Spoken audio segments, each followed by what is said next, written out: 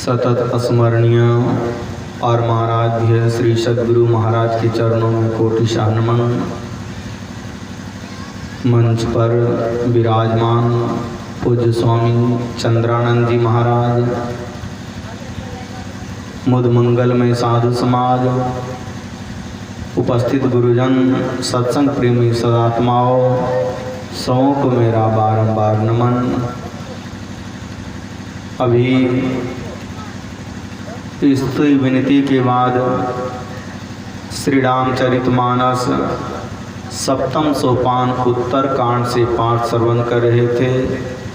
काग भुसुंडी और गरुड़ जी का संवाद। गरुड़ जी से काग भुसुंडी जी कह रहे थे कि हे गरुड़ जी, राम का भजन किए बिना कल्याण नहीं हो सकता है। उधर कोई उपाय कर लीजिए, कुछ बन जाइए, कुछ भी प्राप्त कर लीजिए, राम का भजन किए बिना कल्याण नहीं हो सकता है। ऐसा कहते कि मैं ही कहता हूँ, ऐसी बात नहीं। उदाहरण देते हैं, कौन कौन कह रहे हैं। शिव अज सुख सनकादिक नारद, जे मुनि ब्रह्म विचार विसार। शिव जी कह रहे हैं कि राम का भजन करोगे तब कल्याण होगा। शिव आज कहते हैं ब्रह्मा जी को। ब्रह्मा जी कहते हैं कि राम का भजन करोगे तब कल्याण होगा। शिव अज सुख कहते हैं सुखदेव जी महाराज को, जिन्होंने भागवत की कथा राजा परीक्षित को सुना करके मुक्त किए थे। सुखदेव जी महाराज कहते हैं कि राम का भजन करोगे तब कल्याण होगा। शिव अज सुख सनकादिक में सनक, सनंदन, सनत कुमार, सनातन, ये चारों ऋषि हैं। सनकादिक ऋषि, ये चारों ऋषि कहते हैं कि राम का भजन करोगे तब कल्याण होगा। शिव अज सुख सनकादिक नारद जी भी कहते हैं कि राम का भजन करोगे तब कल्याण होगा। जे मुनि ब्रह्म विचार विशारद, इतना तो नाम गिना दिया। इसके बाद जितने मुनि हुए ब्रह्म विचार, जो ब्रह्म ज्ञान में निपुण हुए, ब्रह्म तत्व का बखान करने वाले, उस सबों का कहना है कि राम का भजन करोगे तब कल्याण होगा। शिव अज सुख सनकादिक नारद, जे मुनि ब्रह्म विचार विशारद। सब कर मत खगनायक ये हे पक्षीराज, सबों का मत है करिए राम पद पंकज नेहा। राम का भजन, राम की भक्ति, यहाँ मैंने कहा राम की भक्ति करोगे तब कल्याण होगा। यहाँ करिए राम पद पंकज नेहा, राम के चरण कमलों में प्रेम करो। नेह का अर्थ होता है प्रेम करना। अब प्रेम करना ही राम से, जिससे आपका प्रेम है, उसके लिए सब कुछ करने के लिए तैयार हो जाते हैं। राम से जब तक प्रेम नहीं होगा, प्रेम ही भक्ति है। प्रेम बिना जो भक्ति है, सो निज डिंभ विचार, उद्र भरण के कारणे जन्म गवायो सार। प्रेम के बिना जो भक्ति है, वो डिंभ कहते हैं दंभ को, अर्थात दिखावा, उससे कुछ होता नहीं है। दिखावा वाली भक्ति किस तरह होती है? आप कहीं तीर्थों में जाइए, देखिएगा कुछ अपंग आदमी हैं और वो देखेगा कि भक्त लोग आ रहे हैं, उस समय वो क्या करेगा? सीताराम सीताराम, राम राम, जिस मंदिर में बैठे हैं उस भगवान का नाम लेंगे। सीताराम सीताराम वो क्यों कर रहे हैं? हम बोलेंगे राम राम तो हमको क्या देंगे? दान देंगे, पैसा देंगे, अन्न देंगे, वस्त्र देंगे। ये किस लिए राम राम कर रहे हैं? वो जो मंदिर के आगे अपंग लोग हैं, क्या वो भजन कर रहे हैं कि पेट भरने के लिए वो दिखावा कर रहे हैं? यह दंभ है, यह दिखावा है। और उसी में से कुछ का आप जीवन चरित्र जा कर के देखिए। जो कुछ दान में मिलता है उसका वो मांस खा लेगा, मछली खा लेगा, शराब पी लेगा। नहीं है विश्वास तो ऐसा खोज करके देख सकते हैं।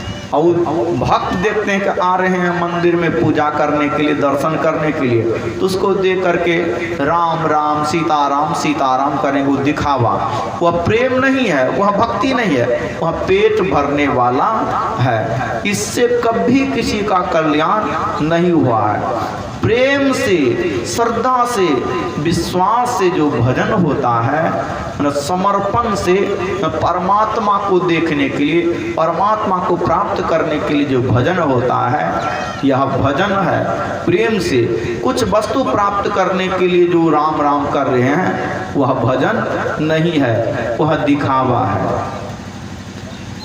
श्रोति पुराण सब ग्रंथ कहाही, रघुपति भगति बिना सुख नाही। श्रोति कहते हैं वेद को, श्रोति पुराण, पुराण वेद 4 हैं, पुराण 18 हैं। श्रोति पुराण सब ग्रंथ कहाही, जितने प्रकार के सदग्रंथ हैं उस सबों का कहना है। श्रोति पुराण सब ग्रंथ कहाही, रघुपति, रघुपति राम को ही कहते हैं, रघुपति भगति बिना सुख नाही। रघुपति अर्थात राम के भजन के बिना सुख नहीं मिल सकता है, कल्याण नहीं मिल सकता है। चारों वेदों को पढ़िए। वेद अलग अलग हैं, ऋग्वेद हैं, अथर्ववेद हैं, सामवेद हैं, यजुर्वेद हैं। चारों वेदों को पढ़िए, वहाँ राम शब्द नहीं मिलेगा, आपको ब्रह्म शब्द मिलेगा, परमात्मा शब्द मिलेगा, आत्मा शब्द मिलेगा, ईश्वर शब्द मिलेगा। ईश्वर का भजन करना, ब्रह्म का भजन करना, परमात्मा का भजन करना, आत्मा का भजन, ये सब बातें मिलेगी चारों वेदों में। 18 पुराण हैं, देवी भागवत पुराण है, शिव पुराण है, विष्णु पुराण है और अलग अलग पुराण हैं। राम नाम से कोई पुराण नहीं है। रामचरितमानस अलग है, वाल्मीकि रामायण अलग है, ये पुराण से अलग है। 18 पुराणों को पढ़िएगा तो कहीं मिलेगा कि देवी का भजन करेंगे तब कल्याण होगा, शिव का भजन करेंगे, शिव पुराण में शिव को ही सर्वोपरि बताएगा, देवी भागवत पुराण में देवी को ही सर्वोपरि बताएगा। और ये भागवत महापुराण है, उसमें भगवान श्री कृष्ण को सर्वोपरि बताया गया है। मैंने कृष्ण का भजन करेंगे तब कल्याण होगा, विष्णु पुराण में विष्णु का भजन करेंगे तब कल्याण होगा। इसी तरह की बातें मिलेगी। पढ़ करके जो अलग अलग पुराण को पढ़े हैं, तो कोई कहते हैं कि शिव का भजन करोगे तब कल्याण होगा, और कोई विष्णु पुराण पढ़ा है तो वो कहता है कि विष्णु का भजन करोगे तब कल्याण होगा, और कोई कहता है देवी पुराण पढ़ा है, देवी भागवत पुराण पढ़ा है तो कहेगा कि देवी का भजन करोगे तब कल्याण होगा, और मैं जो कहता हूँ वही बात सत्य है। ऐसा देखते हैं कि 2-3 आदमी हैं और ये इसमें बकवास हो जाता है, झगड़े हो जाते हैं। इसमें लिखा है कि देवी का भजन करोगे तब कल्याण होगा, और यहाँ गोस्वामी तुलसीदास जी महाराज की जो यह रामचरितमानस है, इसमें कागभूषुंडी जी कहते हैं, श्रोति पुराण सब ग्रंथ कहाई। चारों वेदों का कहना है, 18 पुराणों का कहना है, और जितने धर्म ग्रंथ हैं सबों का एकमात्र कहना है कि राम का भजन करोगे तब कल्याण होगा। और वहाँ जब पढ़ने लगेंगे तो अलग अलग बातें मिलेगी। अलग अलग जो, अब रही बात कुरान शरीफ, इस्लाम धर्म का धर्म ग्रंथ है कुरान शरीफ, ईसाई धर्म का धर्म ग्रंथ है बाइबिल, और जैसे और धर्म में अलग अलग धर्म में अलग अलग धर्म ग्रंथ हैं, वहाँ वो सब भी अलग अलग। कोई कहेगा अल्लाह का भजन करोगे तब कल्याण होगा, कोई कहेगा गॉड का भजन करोगे तब कल्याण होगा। अब इसमें क्या होता है, भोले भाले भक्त उलझ जाते हैं। अब किसकी भक्ति करूं समझ में बात नहीं आती है। अब निर्णय करने में, विचार करने में उसको समय लग जाता है।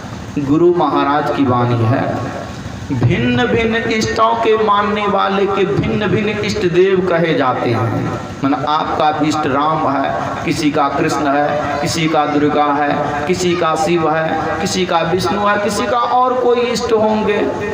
भिन्न भिन्न इष्टों के मानने वाले के भिन्न भिन्न इष्ट देव कहे जाते हैं। भिन्न भिन्न इष्टों के नाम रूप भी भिन्न भिन्न है, पर सबकी आत्मा अभिन्न ही है। सबकी ये सब इष्ट के स्थूल सूक्ष्म कारण महाकारण और कैवल, स्थूल सूक्ष्म कारण महान कारण कैवल और शुद्ध आत्म स्वरूप भी होता है। जब तक भक्त अपने इष्ट के शुद्ध आत्म स्वरूप का निर्णय नहीं जानता है, तब तक वह केवल स्थूल नाम में, स्थूल रूप में फंसा रहता है, तो उसका परम कल्याण नहीं होता है। सत्संग के द्वारा इसकी जानकारी, ज्ञान जानना चाहिए। उसके बाद स्थूल का भेदन कैसे करेंगे, सूक्ष्म का भेदन कैसे करेंगे, कारण का भेदन कैसे करेंगे, महाकारण का भेदन कैसे करेंगे, कैवल वो भी पार करना होता है। स्थूल सूक्ष्म कारण महाकारण कैवल्य हो के पार गमन ही सार भक्ति है, लो यही हमें धार। अब स्थूल को पार करने के लिए आपको युक्ति जाननी पड़ेगी। अभी स्थूल आंख बंद करने पर जो अंधकार दिखाई पड़ता है, यही स्थूल तल पर है, स्थूल शरीर में है। आप स्थूल शरीर को पार करने के लिए कहाँ जाना, न कहाँ अपनी दृष्टि को लगाएंगे, यही खास करके दीक्षा में बताई जाती है। दोनों दृष्टिधारों को जोड़ना है, मन को समेट करके, दृष्टि को समेट करके कहाँ लगाना है, कैसे लगाना है। और यदि उसमें यह गुरुगम्य बात है, इसको जोड़ने की कला जान करके जोड़ते, दोनों दृष्टि की धारें जुड़ती हैं, अंधकार फट जाता है, प्रकाश में चले जाते हैं, स्थूल से सूक्ष्म में चले जाते हैं। उसमें भी शब्द होता है, शब्द को पकड़ करके सूक्ष्म से कारण में चले जाएंगे, कारण मंडल के शब्द को सुनेंगे। 5 स्थूल सूक्ष्म कारण महाकारण और कैवल 5 मंडल हैं, और 4 जड़ के मंडल हैं, 1 चैतन्य मंडल है। चारों जड़ के मंडल में जो शब्द होता है वह जड़ मंडल है, लेकिन उसी जड़ मंडल के शब्द को, केंद्रीय शब्द को पकड़ करके, स्थूल मंडल के शब्दों को पकड़ करके स्थूल को पार किया जाता है, सूक्ष्म में जाया जाता है, सूक्ष्म से कारण में, कारण से महाकारण में, महाकारण से कैवल्य में, कैवल्य में ही महाकारण में सार शब्द की प्राप्ति होती है। और सार शब्द की प्राप्ति से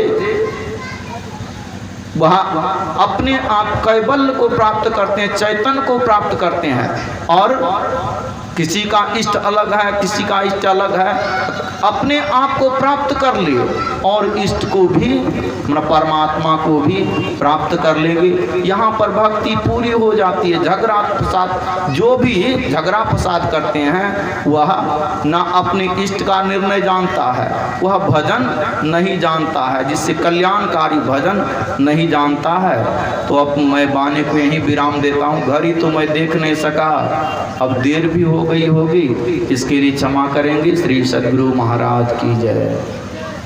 श्री सद्गुरु महाराज की